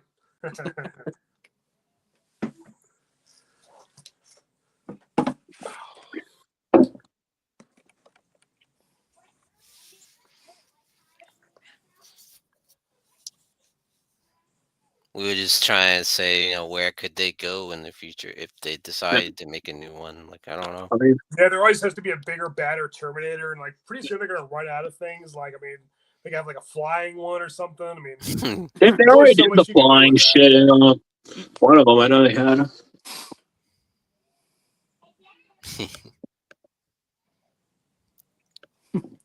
So here's how I did my list. I wrote down my top 5 Merciful Fate and my top 5 King Diamond, and I'm gonna pick and choose between them. Yeah, that's pretty much what I did. Yeah, that's kind of what I did too. Yeah. I would like to do them each separately at some point, maybe, but it's fine. It's kind of cool to do combined. Yeah. So yeah, that's what we're gonna do. We're gonna pick 5 albums, and they can be either from Merciful Fate or King Diamond. Yeah. So I'm gonna start off. My number 5, my 5th favorite album from both Merciful Fate and King Diamond is gonna be 9, which was the technically is the 7th studio album by Merciful Fate. It's the last studio album that they've recorded back in 1999. So it's been Jesus. a while. Say what?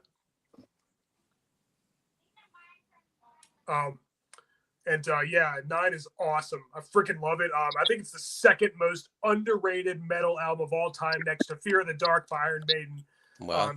Yeah, I freaking love this album. It's easily my 3rd favorite Merciful Fate album. I think it's almost just as good as their first 2. I think it's just phenomenal. Every song is killer. There's no filler. I love all of it front to back. It's one of the only metal albums that I listen to front to back every single time. They're all awesome. Last Rites, Church of St. Anne, Sold My Soul, House on the Hill, Burn in Hell, which is a phenomenal song. So fun to play on guitar. That's my favorite song on the album. The Grave is also freaking awesome.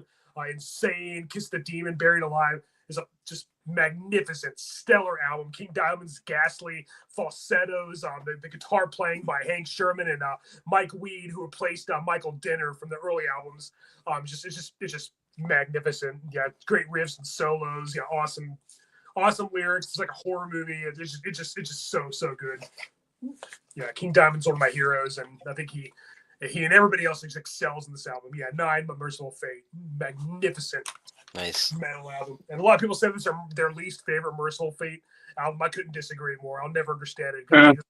By far their 3rd favorite. They're the 3rd best after the first 2. It's just absolutely incredible.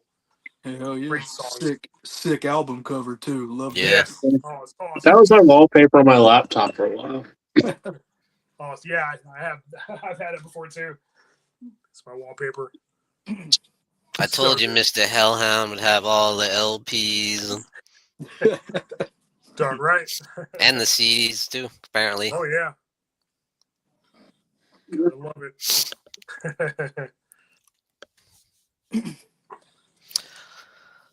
My number 5 is going to be In the Shadows, Merciful Fate, which I think is an underrated one, Obviously, Egypt is a classic, Oh, Egypt. Osiris.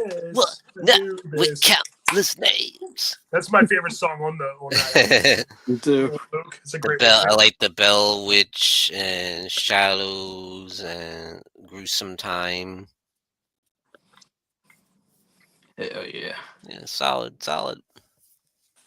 Most definitely. This was so good because I love King Diamond. I love Merciful Fate, and there's a lot to choose from. But for my number 5, I'm gonna go with Merciful Fate, Melissa. I love this album. To this day, Some people don't get the reference, but I'll still go, "All hail Satan! Yes, hail Satan! She was a victim of my coven." Oh, it's so good. But yeah, Evil, Into the Coven, Black Funeral. Black Funeral is probably my favorite on the album. Um, I mean, just what an epic start, and just such an awesome album. Definitely. I want to go with fucking Voodoo. Ooh, Wow, that's a Which this one is a deep cut. I don't know how much this album's actually represented in the live set, but I always thought this one was a solid LP. I liked how Dimebag Daryl actually plays on it briefly. yeah. So that's pretty cool. wow. That's an Remember I awesome bought- cover too. The Louisiana, it looks like a Louisiana bayou. And like a Yeah, it actually the story takes place there. Yeah, I exactly. bought that fucking album for a friend for a birthday gift once, I think, with the t-shirt too. From hellsheadbangers.com, of course. Oh, Nice. Yeah. Check it out. yeah, it's all one word, hellsheadbangers.com. Headbangers. They got a lot of cool memorabilia and stuff. They got fucking, that's where I got this shirt, but, I got my Revenge shirt there, my Necrophagia hoodie there. Nice. They got some nice stuff, man. Hell yeah.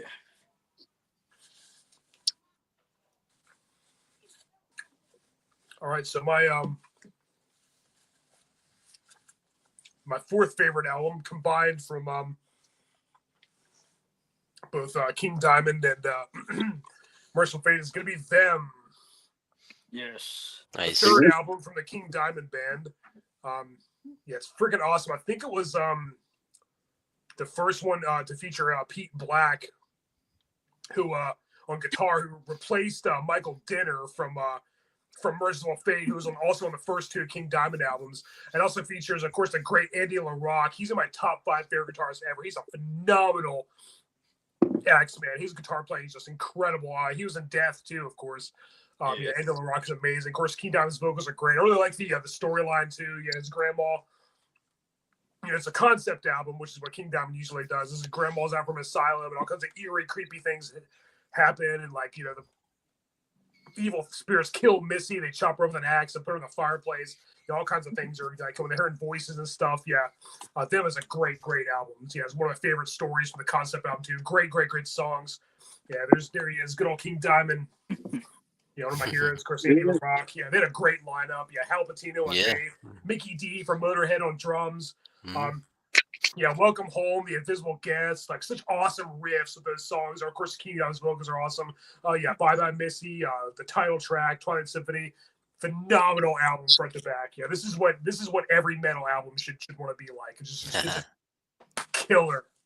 Hell yeah. So awesome. Like you said, when it comes to like King Diamond and like his solo albums seem to be more like the storytelling, like using the concept stuff. And technically, the first LP is actually, I think, half concept. I think. Yeah, Fatal Portrait. Half of the songs are a concept. The others are just you don't really connect. King Diamond should like write a horror movie because his story. I know, right? Some of the concept albums are better than most like modern horror movies I see. Like. He should write one or direct one or something. He'd be damn good at it. No kidding. It'd be really cool. And probably, you know, he'd be really good at that. Yeah. He'd probably be better than Rob Zombie. I was just going to say that. You took the words right out of my mouth. Hey, Rob Zombie did give us some films, definitely. Yeah, Rob Zombie had some good stuff, but I think King Diamond, I'd like his stuff better. Just more like I would probably concept albums I think are better than Rob Zombie's movies. Yeah. Though I love House of 1,000 Corpses and Devil's Rejects. I'm going to go with Them as well. Number 4 is awesome, like you said. A great story, very well written. I freaking love Welcome Home. Invisible Guest is a great one. Go back to sleep, my dear.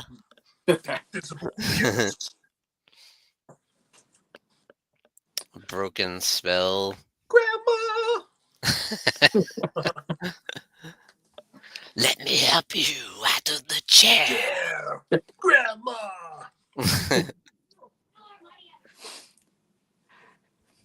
Hell yeah. And luckily, that's my next one as well. Them. Nice. Yeah. I absolutely love this. Grandma, Grandma, welcome home. Yeah, I love it. And funny enough, one of my first exposures to King Diamond was because of Clerks 2. Clerks 2. Oh yeah. Flex too. They Yeah, just that be song was in there. Grandma, what was it? I love. Yeah, the Invisible Guest, them, Twilight Symphony, Coming Home, T. It's just a killer album. Absolutely love it. Yeah, he can sing about tea time and make it sound evil. Yeah. I want to go with "Give Me Your Soul, Please," Ooh. which Give him I the wish deep I could- cuts, man. I forgot how good this album was. You see it low ranked, like, what the fuck's wrong with people? This thing's fucking solid. I love it. It did come out. Bad album. It did come out the same day of the Chris Benoit murders and all that too. Oh yeah. The first single, I believe. Oh, but no, that is a notable thing about it, believe it or not. Yeah, it was 2007, I think, it came out. I bought it when it first came out. I always thought this LP was solid. I mean, yeah, he plays it safe, but I mean, Yeah. I think he did a good job with this LP. I don't know. Not sure if he has it. Never Ending Hill is a cool song. Now, I don't know if they did an LP version of it. But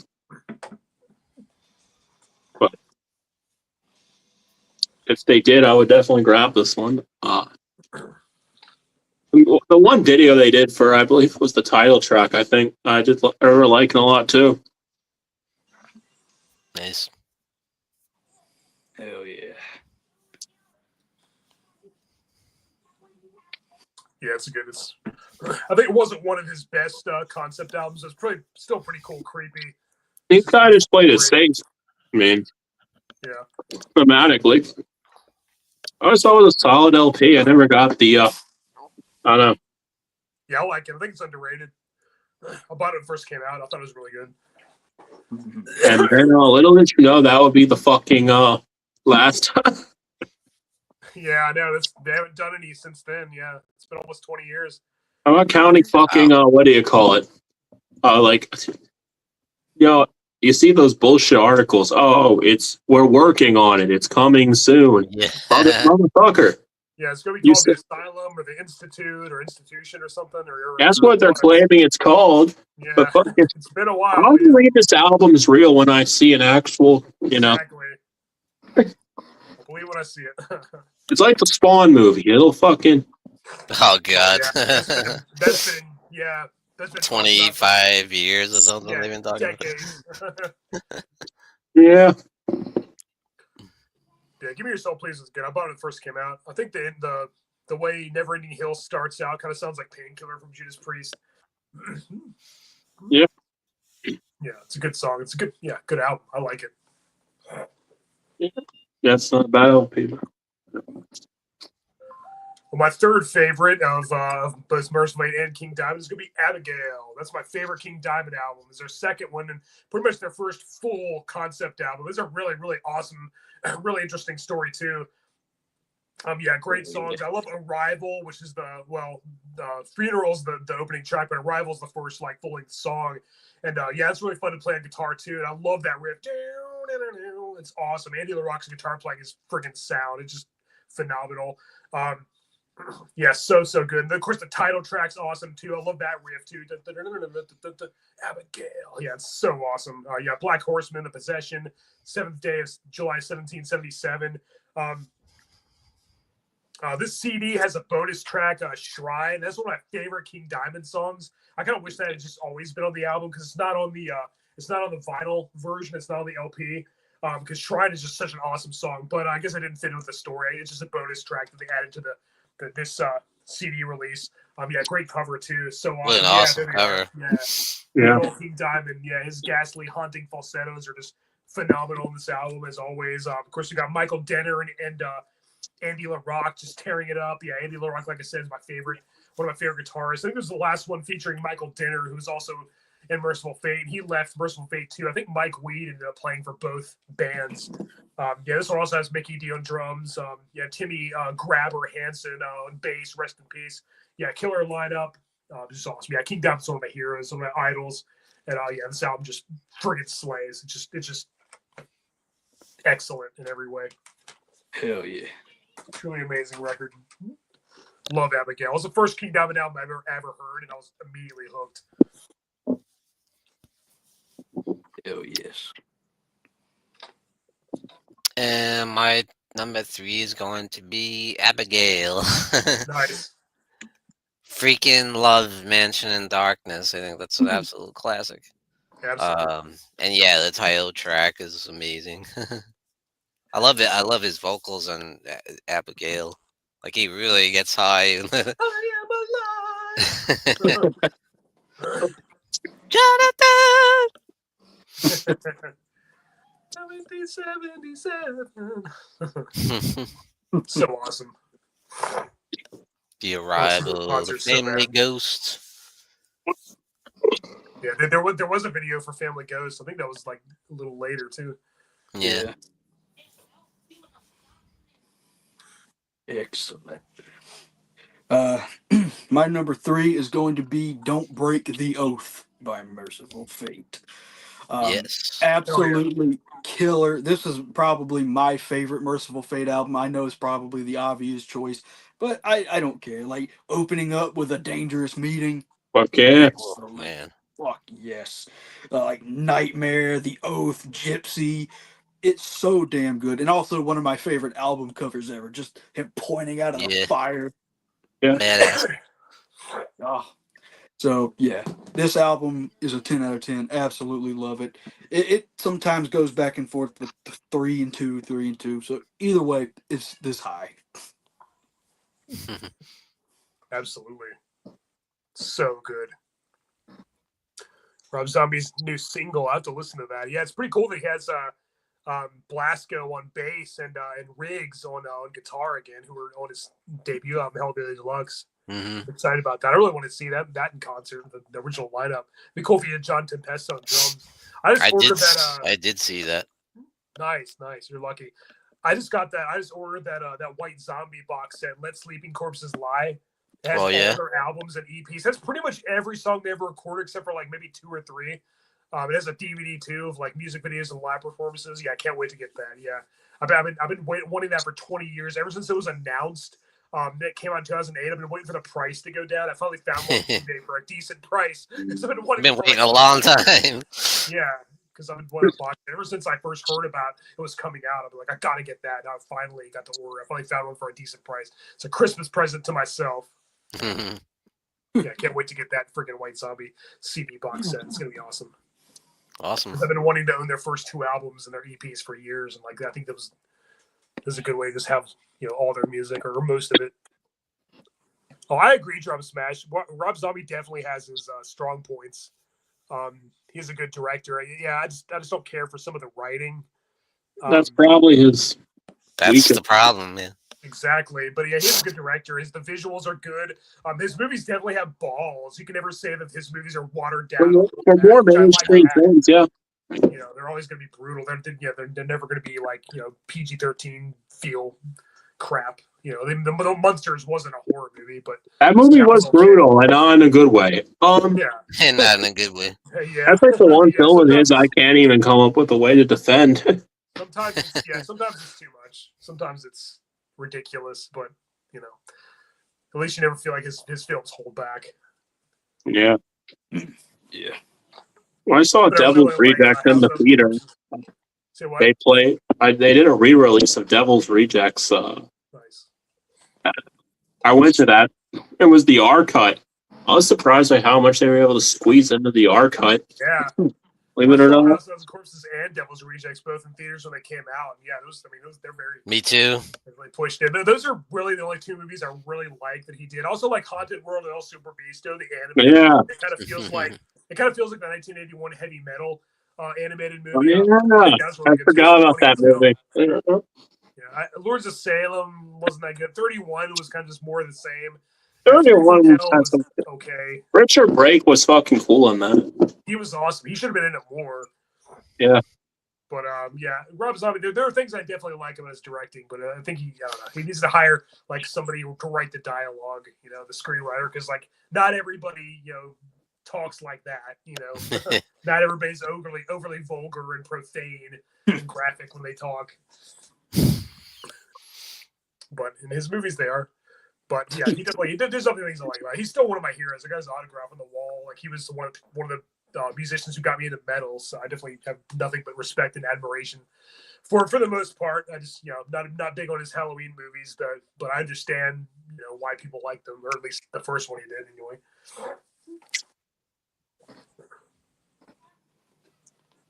Okay, rant over. Rob Zombie rant over. Yeah. Whose turn is it? I forgot. Yours. Oh, it's mine. Okay. All right, down to the top two. So my second favorite album from both Mercyful and King Diamond is going to be the one that started it all. Their debut, Melissa. Nice. Yeah. Melissa. Yeah, I love this album. This is like I consider this a flawless masterpiece. One of the criticisms that's too short. There's only 7 tracks. There's some of them are a little on the long side, but it's still awesome. Yeah, it's perfect front to back, all killer, no filler. Yeah, there he is, King Diamond, my hero. Of course, it's got the killer twin axe attack of Hank Sherman and Michael Denner, one of my favorite guitar duos, right up there with Dave Murray and Adrian Smith, and KK Downing and Glenn Tipton. Kerry King, Jeff Hanneman, one of my favorite guitar, duets. It's so awesome. So many great songs. Evil is freaking awesome. Curse of the Pharaohs. Into the Covenant, I think, is my favorite song on the album. Into my confidence. So awesome. Yeah, the sound of the demon bell. Yeah, so many really creative, melodic, but really heavy riffs. So many awesome King Diamond's awesome falsettos. Yeah, Black Funeral, Satan's Fall, and of course the title track, Melissa. Yeah, just a perfect metal album. Yeah, like I said, this is what every metal album should aspire to be like. Yeah, and of course they had Timmy Grabber on bass on this one as well. Rest in peace. And Kim Ruz on drums. Yeah, great lineup, great songs. Yeah, great riffs and solos. Really cool, evil, satanic, demonic lyrics. Yeah, really paints a vivid picture. It's like a horror movie. Like I said, he's the director or write a horror movie. Melissa, Mercyful Fate. Second favorite thing they ever did. Freaking phenomenal. Nice. My number 2 is going to be Melissa. I agree. Nice. I pretty much agree almost on every pick of yours. Yeah. When it comes to Mercyful Fate, I think they bring the evil, boy. Definitely. Hence the song "Evil" is awesome. One of my absolute favorites, Into the Coven. That's awesome. So good. Come now into my coven. Become Lucifer's child. Like a wolf. How about that? Does the opening riff of Curse of the Pharaohs sound familiar to you? Oh yeah. Very Iron Maiden-ish, isn't it? Like Yeah. the 2 minutes to midnight. It almost sounds just like that. It does sound like that. It's a great one. Number 2 for me is going to be Conspiracy from King Diamond. Obviously the standout track on this one is Sleepless Nights. I cannot sleep at night. At the Graves, A Visit from the Dead, The Wedding Dream, like Something Weird. I love this album. It's just so good to me. Also, I love the album cover of just King Diamond smiling at you. It's hilarious. But yeah, another great album. It was so hard to pick some of these because I'm just like, yeah, but this one has that one, but I also love this one. But that's what makes it fun. Yeah. We go with 2003's Puppet Master. Wow. That's a great one. Which That'd be my top 5 King Diamond albums for sure. I fucking love this thing. I like the concept, Yeah. I think it's around Christmas too. But man, this album from start to finish, I just fucking love this thing. I need to get the LP edition. But yeah, yeah, definitely. You don't see this one ranked as high as it should be, honestly. Mhm. It's in my top 5. It's right up there with Abigail and Them and Conspiracy and The Eye. Yeah, that one. It's probably my 5th favorite, quite possibly. It's I love Puppet Master. I bought that when it first came out too. It's awesome. I think that was definitely. I think that one I listened to the most of his solo work too. Pretty cool. Uh, My still- my CD version of Puppet Master comes with a DVD with King Diamond just telling the story, and like he just stares the whole time and he never blinks hardly. It's so awesome. So cool. I really wish he would like get involved with filmmaking somehow. Yeah. Yeah, If he was behind a horror movie, it would be awesome. It would be like one of the best ever. Yeah. yeah, I'd watch. Same. Yeah, and yeah, you're right. Chris LaFerris does sound like 2 Minutes to Midnight. Of course, Melissa came out before the Power Slave album. Melissa was in '83. Power Slave with 2 Minutes to Midnight was '84. So. Oh, maybe Maiden ripped it from them. Yeah, could be. You never know. Both awesome albums, both in my top 10 favorite metal albums. Yeah. Anyway, my number 1 is going to be the obvious. Don't Break the Oath. And yeah, honestly though, it's pretty much a tie between this and Melissa. I don't know which one I like better, just because I'm in the mood for. I think they're equally great. But I'm like, when I had to make a list, I usually do rank this one higher, ever so slightly, just by a hair. But I really like them both just as much. They both got so many great tracks. Yeah, they're both flawless albums, easily 10 out of 10. Yeah, Melissa and Don't Break the Oath. Yeah, so yeah, I got Dangerous Meeting, Nightmare, Desecration of Souls, Night of the Unborn, The Oath, Gypsy is probably my favorite song of the album. I really like the version the Emperor did. Emperor did a cover of Gypsy. It sounds awesome. Nice. Sean even kind of sounds like King Diamond. Plays the high notes. Yeah, Welcome Princess to Hell, Torn Far Away, Come to the Sabbath. And the CD version has a bonus track, the demo version of Death Kiss. Yeah, there he is, good old King Diamond. And of course, this also had this is their second album, their sophomore effort. It also had Hank Sherman and Michael Denner. Like I said, one of my favorite guitar duos ever. Yeah, Timmy Grabber Hansen, rest in peace. Yeah, good old King Diamond. Yeah, awesome album, and one of my favorite album covers too. The artwork is just killer. Yeah, it looks like the same demon from 9, which my 9 came with a poster that I put in my living room. I wish this one would have came with one, but oh well. Yeah, it's pretty cool too. It's like a clear yellow vinyl. Oh, cool. Yeah, but I spin this record all the time. Might be the most listened to record in my collection. Yeah, it's killer album. Don't Break the Oath. Just magnificent. Hell yeah. I'll just put it out there. Hellhound, I think you could do a damn good King Diamond cosplay. I think yeah. I might have to try that sometime. I would like to see that. Yeah. That'd be really cool. Yeah. That'd be really cool. I should Which definitely one will you do? The church hat thing or or the hat top or hat or the a lot of different looks. Yeah, so there's a lot of different looks, and they're all awesome. Yeah, one of my idols. I would love to meet him. I would love to see them in concert. I have not yet. Mercyful Fate is my number 1 band I want to see in concert, right there with Exodus and Cannibal Corpse. Yeah. They're my number 1 band I want to see. Either them or King Diamond.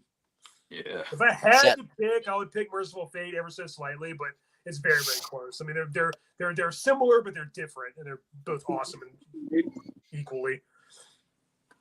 When you see, like, when I've seen a lot of the videos on YouTube of those shows, it seems like it definitely has the theatrical elements and the, the chick dressed like Abigail walking around with the thing. A lot of stuff going on in there. Yeah. Yeah, it looks like an awesome stage show. Hell yeah. So my number 1 is going to be Don't Break the Oath. Yes. We have this exact same list, didn't we? Yeah. Nice. A Dangerous Meeting. Freaking love that song. Yeah. The 6 and under version's fucking hilarious. Tonight the circle is broken forever. Come to the Sabbath. My brother introduced me to King Diamond and that with that album, and it was just like blown away. Oh, nice. Yeah, he introduced me. He was a hardcore King Diamond fan. Hell yeah.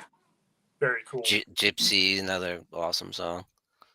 Mhm. Yeah, Yeah, it's an awesome album. So evil, Nice. So many great riffs. Mhm. Well, my number one, and this is a album that is in my top 10 albums, and that is Abigail from King Diamond. This was my exposure to King Diamond, the first full album I listened to, and literally like every song on here. I love the acoustic intro to The Seventh Day of July 1777. Love the sound of that. Yes. The Family Ghost, Arrival, to me an underrated track. The Possession, like Yes. that way that opened up the woo woo, dun, dun, dun, dun. Ah, so good. Abigail, the Family Ghost. Yeah, Abigail's just so good. So this album has like atmosphere just from listening to it, and I love it. Absolutely. So good. Yeah, I want to go with What about you, Southern? this is fucking Nuns Have No Fun. Yeah. EP, which this does not come with a poster, which if it did, I would frame this thing and put it on a wall. 4 tracks long. Yeah. I saw this at a local record, or no, not this. My friends, I traveled, I forgot where, but I believe we went to Colorado. We went to Wax Track, and I picked this up. A bunch of other good stuff that time. They had this fucking thing. I'm not kidding you. This thing, start to finish, I spend this a lot. Corpse Out of Soul, Nuns Have No Fun, Doomed by the Living Dead, Devil Eyes. I mean, who doesn't like this goddamn cover, too? That's pretty sick. I would put this under first wave black metal, too. Mm-hmm. Yeah. People up there with, like, Celtic. I mean, the fucking lyrics on this thing are, this came out, I mean, obviously they have a clear definition, but this, I'd argue, is in terms of first wave black metal, I'd argue this is kind of important. Yeah. Absolutely. Granted, I've spun this fucking LP a bunch, so I could tell you pretty much every damn lyric off this thing. But definitely, I still think it's the best Mercyful Fate release overall. Believe it or not. Damn. But Awesome. I know they, of course, this is, it's not called Nuns Have No Fun, but what the Yeah, it's just called Mercyful Fate technically, but everybody calls it Nuns Have No Fun. We're calling it Nuns Have No Fun. Okay. Yeah. I love this damn thing. It's one of the tracks on there, so. Yeah. I haven't done some of the stuff off this live as much, which fuck, man. Yeah. I seriously wish they would have done. Yeah, I'd have to do like the old footage of Nuns Have No Fun live. I don't get why that's on the set more. Yeah. Well, They there's did, a version of Corpse Out of Soul and that Return of the Vampire compilation. Mm-hmm. Like Chanel, I've got that on vinyl too. Hey, It's really good. I highly recommend that. there was a Necrophagia Nuns Have No Fun cover on one of their demo tapes. Oh, Nice. Yeah, you have to go to YouTube for that one. Oh, yeah. Very nice. No, I didn't get the T-shirt of this one. I'm sure I don't get looks for this one. For sure. That was my grandma's favorite album. Yeah. Mine was Molesting the Decapitated. Yeah, by yeah. Devourment. Oh yeah, she loved that one too. Yeah, that's definitely a classic. Used to bake cookies to Revenge, Infiltration, Downfall. Big cookie. Exactly. Yeah. Good times.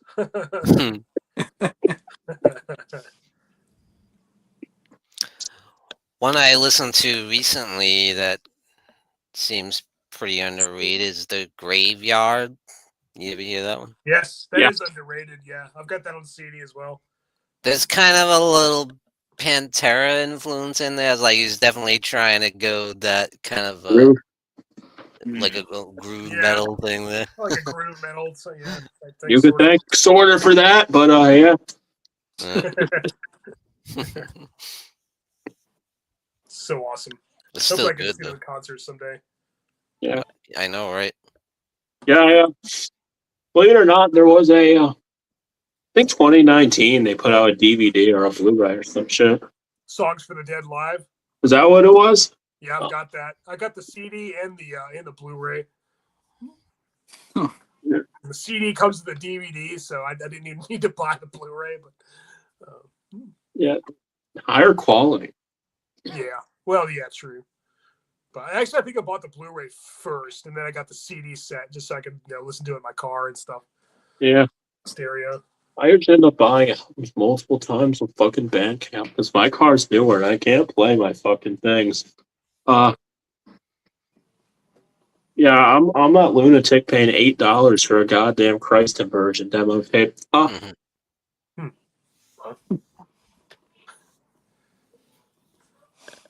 Did you see when they played Wacken, the Wacken Festival? Oh yeah. Yeah. Really good. Really good. Yeah. Merciful Fate have started doing shows again. Yeah, they got back together and did some shows. I think it was like either last year or the year before. And yeah, I really wanted to go, but I didn't really come around here, and I also wasn't able to. Yeah. The next time they come close, I'm gonna have to just do it somehow because they're my top band. I want to see. Yeah, there are no tour dates for Merciful Fate coming up. This King Dive got any tour dates coming up? I'm gonna be on the lookout. That's for sure. Yeah, I think they both need to come out with a new album. It's been fucking Speaking of taking a long time in between albums, what the hell's going on with Morbid Angel? Yeah, it's been a long time. Wasn't it 2017? Yeah, that's a long time ago. Yeah, Kingdom Sustained. Kingdom Sustained. Yeah. The return of Steve Tucker on bass and vocals. After fucking lineup from Elude, and yeah, it's been a while since it's almost 10 years. Jesus. Yeah, I would love for a new album from Morbid Angel. It'd be great. I know Down finally has new stuff coming out. Oh, nice. Oh yeah, that's cool. I wish Morbid Angel would get Pete Sandoval back on drums. Yeah. He's an amazing drummer. Yeah, definitely. fucking. Fucking. I wish Christ Diversion will put out more stuff, man. Oh yeah. This would fill in almost like every band under the sun. Yeah, he's been in a lot of bands. Yeah. My favorite, outside of Pantera, actually is Necrophagia. Yeah, he played guitar for them under the alias Anton. Yeah. Crowley. He did that in Christ Diversion as well. He's more credit for his guitar playing. Although I did really like Mike that Crown. Scour one. The last one I did with Scour. That was Gold. good. Yeah. Remember that came out? I saw that Pantera reunion, whatever you want to call it, thing a couple years ago. It was awesome. It was definitely the next best thing to seeing, the real Pantera, which would have been awesome. Yeah. Sean, I know you saw them. I wish I could have seen them. Yeah. It'll never be, the way it was with the Abbott brothers, Dimebag and Vinny, but it was Yeah, the of closest course. thing. Closest one. Yes, I was lucky enough to see it several times. Wow, yeah. Shout out to a few who got to watch Christ Inversion live. And Damage Plan, I saw it twice. Oh, nice. I think I have the first Damage Plan CD in a bin somewhere. Hmm. Well, there only was one, unfortunately. Yeah, I guess the only one. It's not even. Newfound power. Yeah, that LP leaves a lot to be desired, honestly. It's very Pantera-esque. Yeah, believe it or not, I think it kind of stumbles when they try to deviate from that. Yeah, that's probably true. Yeah. Yeah. But- But I mean, this was another excellent show. Yeah, Absolutely. Yeah, it was great. I had fun. I Yeah. enjoyed everyone's picks and discussions, and But yeah, can't wait for the likewise. next one. Oh Same yeah. here. It's gonna be killer. What shall we do? What shall we do? Think of something. Yeah. mhm.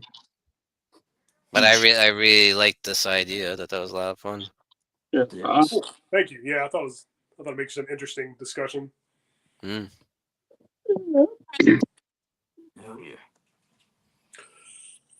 All right. Well, thank you everybody for joining us here in the Morbid Hour here in the Okay. Horror channel. Until next time, everybody have a good night. Yeah, Have a man. great night, guys. Peace Peace out. out. Peace. Later.